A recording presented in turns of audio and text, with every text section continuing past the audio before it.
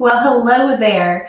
I'm Dollie Freeman, and I'm the host of the Charlotte Mason Way Show. And I'd like to invite you today to join me for the topic that should have you a little more encouraged about understanding how it is to actually do the Charlotte Mason Way while being focused on creating an atmosphere, a discipline, a life for your children that will lead to self-education. The topic I'm teaching today is something that you're going to want to focus on to really nail this with your children. It's called How Do I Get My Children to Delight in Learning? This is the first stage of several things that you're going to want to do to get your children into the position to become self-educating. I'm really excited to be sharing that with you today. So let's get started with step one. Step one is that you're going to want to tap into your child's natural interest by becoming aware of what they give their attention to outside of lessons. This is imperative for you to understand the personality of your children, as well as understanding what it is that they naturally are attracted to, that they get delights in. Now, I want to warn you, just because a child delights in something doesn't mean it always has to fit into their lessons. But I do want you to know that there are ways to tap into that, and it's very important, especially as you're starting to embrace the Charlotte Mason way. So to do that, you want to choose the path of least resistance by starting with an established interest of a child's to implement this method of education. Let me explain this to you so that you can understand what I'm trying to say.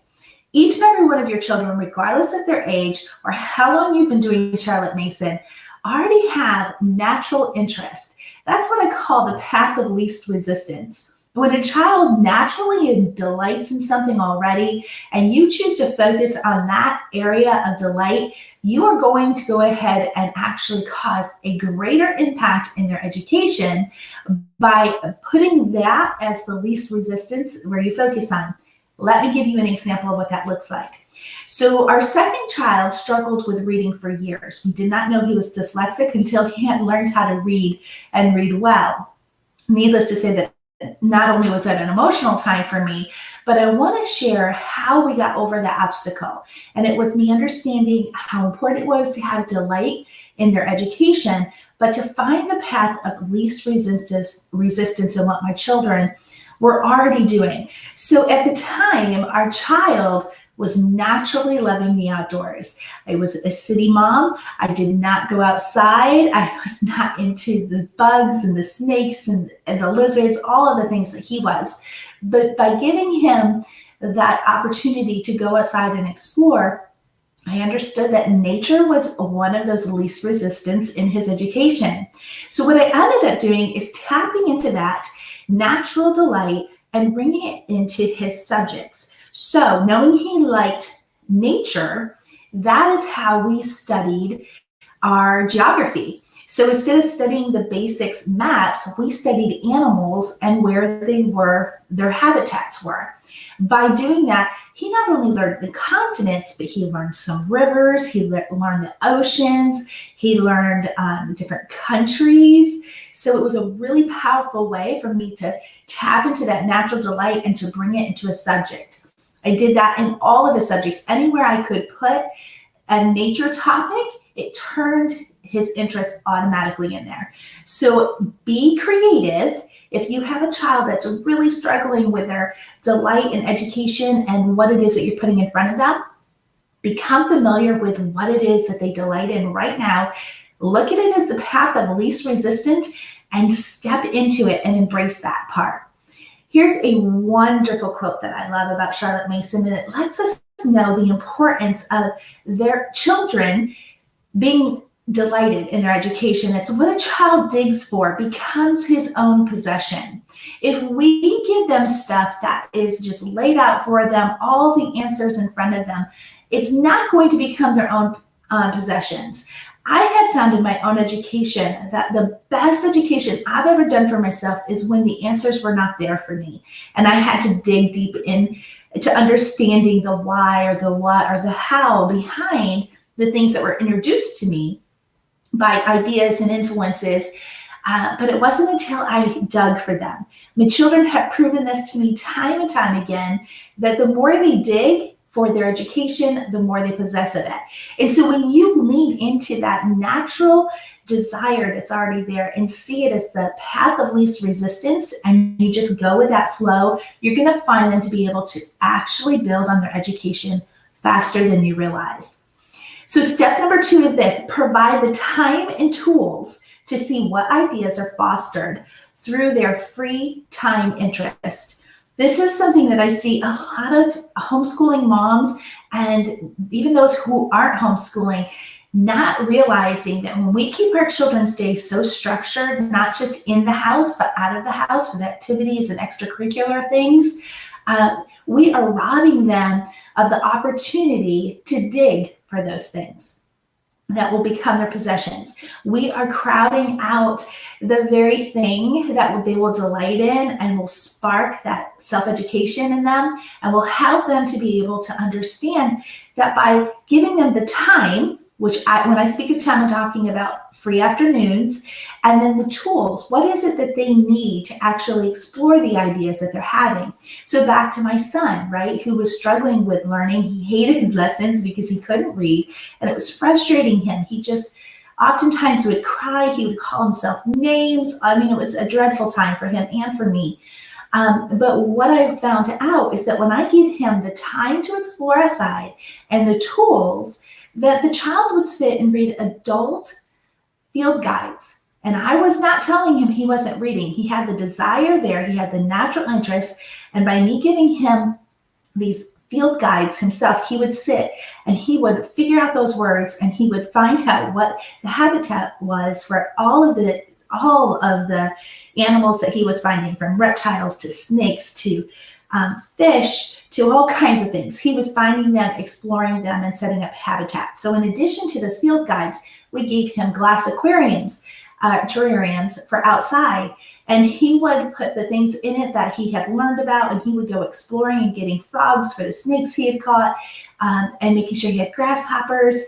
And it was a wonderful time for him, but he wouldn't have been able to do that if it wasn't for the time we gave him in the afternoon, as well as the resources, the tools to actually allow him to go and do that. We also had to make sure he knew what the venomous snakes were in our area, so we made sure he had those tools.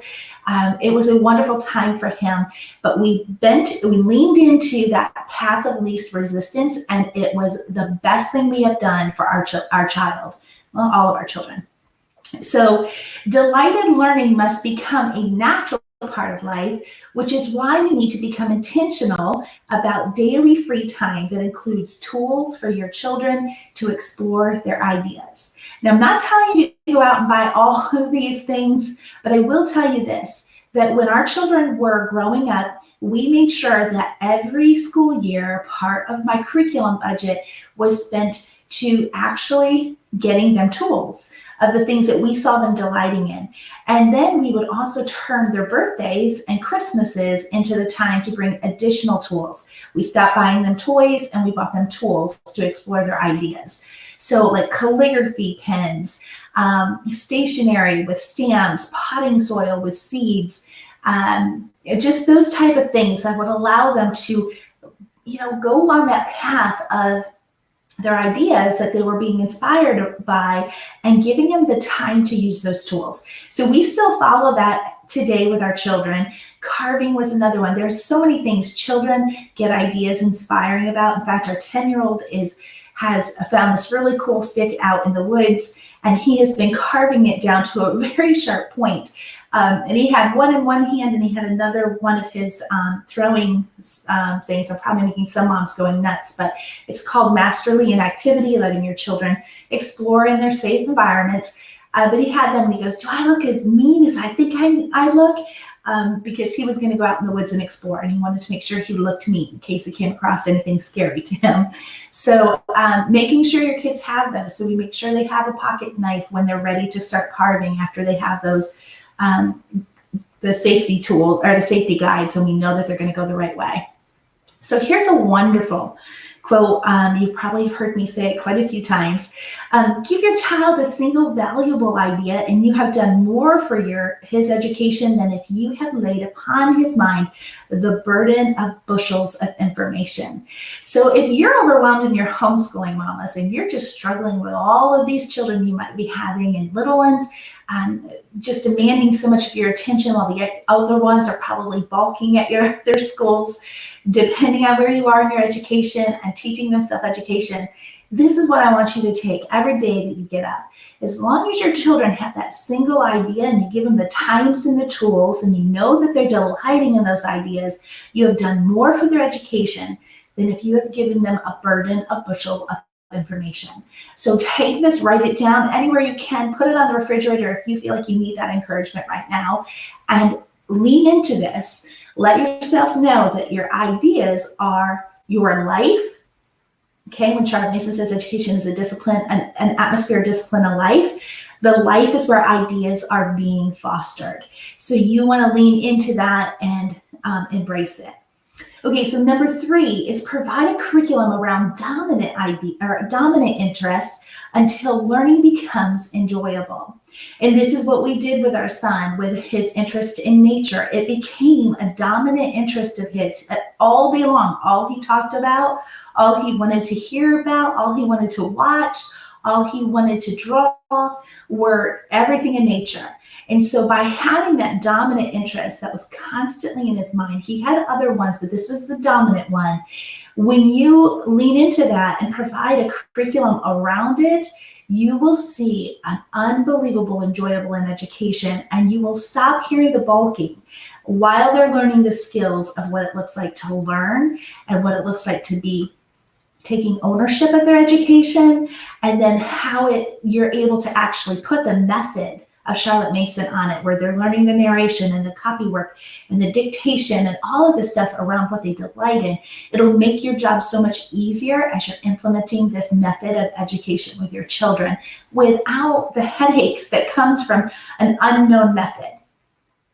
Okay, so identify the areas that dominates your child's mind the most will be your quickest opportunity to get your children to delight in learning. And when I did that, it was unbelievable. So a lot of times you're going to find that a child's interest may not be something you can go across the board, but that's when you layer their interests, right? So if you have an option to fit in, like maybe in nature, maybe your children love dolphins, or maybe they love dogs, and then lean into that and let that be the path of least resistance, but then identify other things in their life. Like maybe they like a certain animal from Australia. Well, then lean into Australia. Let them learn about geography through Australia. Pull out a person or two from Australia to learn about. There are ways to do this. You just need to get creative in your curriculum that will let your child be delighted in learning, because once they understand what it looks like to learn, they're going to dig for things for themselves, and before you know it, you're on the path to raising self-educating children. And then this is a quote that should inspire you all as well. The children's lesson should provide material for the mental growth, should exercise the several powers of their minds, should furnish them with fruitful ideas, and should afford them knowledge really valuable for its own sake.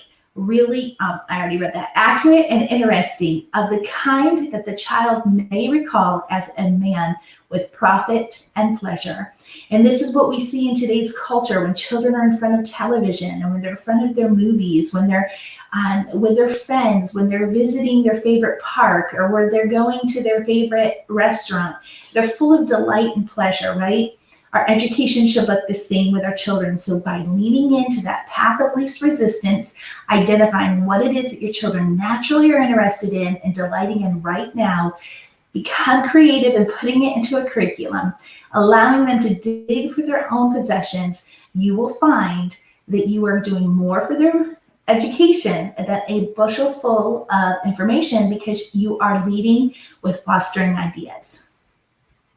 So before I conclude today's show and we get into talking about this topic, so if you have anything to add, any comments, post them right now. I'd love to interact with you for a few minutes.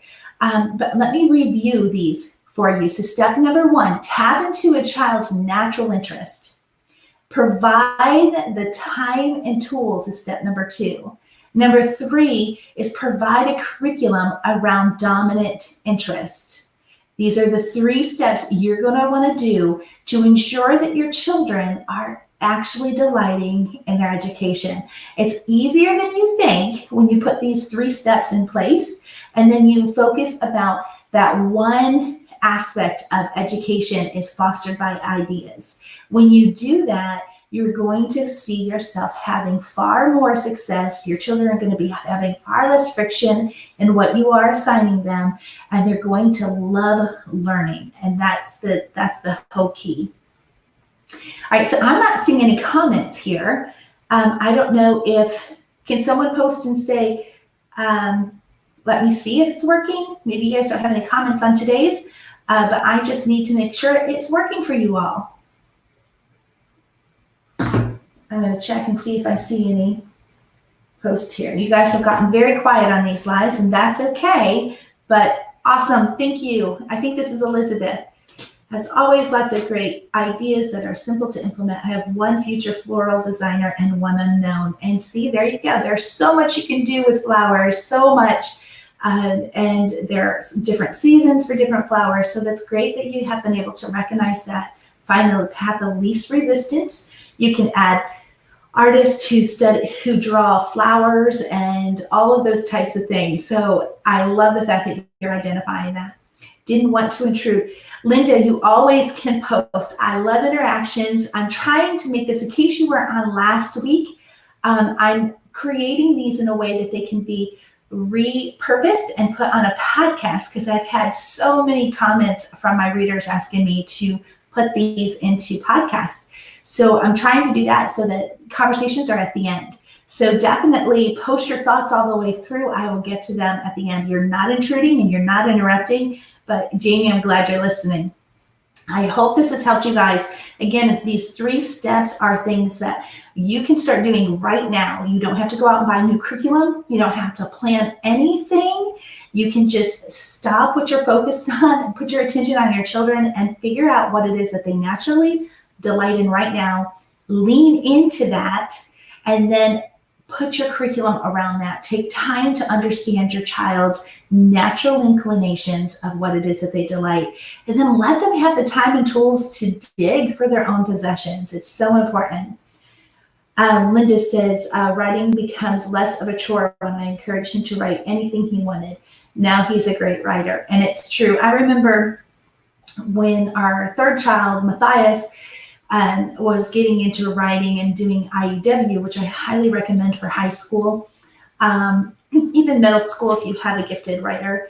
When he got into that, he was learning the mechanics. He had already figured out, the whole steps of what IEW teaches, but I could tell he was struggling with the topic. So I told him that if you don't like that topic, choose something in that time period that you would enjoy, and then just do the assignments based on that. And next thing I know, he was taking that assignment, the outline of the assignment, and taking it and writing in his free time. So when a child delights in a topic and they understand how things are done, and you taught them the way of learning and what it is that, the skills and mechanics of stuff, they will do it on their own in their free time. My children have all proven that to me throughout the years. So good for you guys for recognizing these things in your children and encouraging them towards this. This is so important as you embrace and commit to the Charlotte Mason way. The more you recognize that it is simple. It truly is simple, and it all starts with our children. They have the answers to how to homeschool them, and then using Charlotte Mason method on top of it, you will find yourself getting further and further ahead in confidence in this way of educating, because you're going to see the fruits of your labors. So I want to encourage you to keep going. And then next week's live show, we're going to dig a little bit deeper into this topic, and we're going to talk about what are dominant ideas. Dominant ideas are something that Charlotte Mason spoke about They're very important. And I mentioned a little bit of it in today's show about how the dominant ideas helped me structure our son's curriculum to get him over the struggles of reading as a child with dyslexia. And so you're going to want to come on to this Wednesday at 1:30 p.m. Eastern Time, either on Facebook or on YouTube.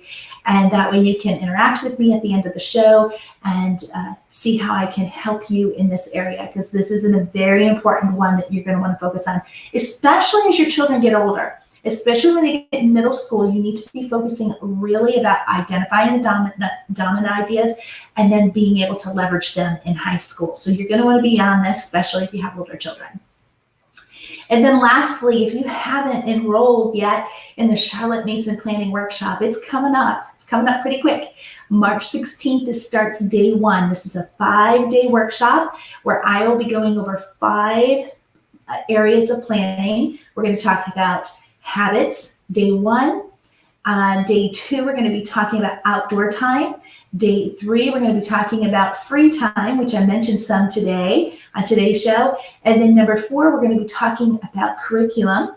And then day 5, we're going to talk about planning for independent learning. So it's a big, packed, full week.